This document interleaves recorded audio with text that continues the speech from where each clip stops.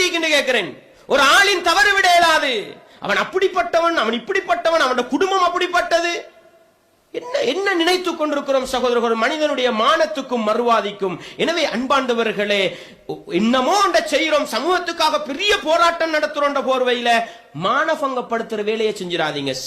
ஒரு சில காலங்கள்ல பார்த்தோம், வழிகேடு மனுஷனுக்கிட்ட வருதா, குர்ஆன் சுன்னா அடிப்படையில் ஒரு வழிகட்டு போய்த்தான் நிரூபிச்சுட்டு போக வேண்டியதுதான். ஆனா மானத்துல கையடிக்க கூடாது. ஒரு மனுஷன் அந்த பொம்பளையோட வீடியோல பேசினான், அந்த பொம்பளையோட இதுல பேசினான் என்று சொல்லி மானபங்கப்படுத்துகிற அளவுக்கு பேஸ்புக்கையும் வாட்ஸ்அப்பையும் நாரடிக்கின்ற வீணா போன வேலைகளை செய்கிறார்களே அன்பாண்டவர்களே, அதை காணவும் கூடாது.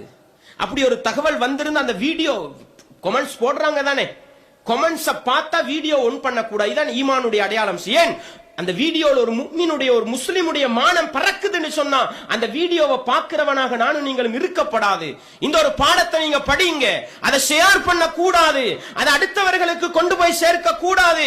சில பேர் நாங்கண்டா ஷேர் பண்றல, நாங்கண்டா கமெண்ட்ஸும் பண்றல, ஆனா போன்ல சேவ் பண்ணி பாருங்க இப்படி நடந்தீங்க சைடால கொடுத்துடுறது ஏழுமா ஏழாவது சகோதரர்களே. எனவே ஒரு மனிதனுடைய மானம் பாதுகாக்கப்படும். பாருங்க, இது கணவன் மனைவி கடையில சந்தேகம் வந்தா நடக்கிற ஒரு நிகழ்வு. அடுத்த கட்டம் பாருங்க சகோதரர்களே, நான் சொன்னேன் இந்த கொலை செய்யற வேலை, அடிக்கிற புடிக்கிற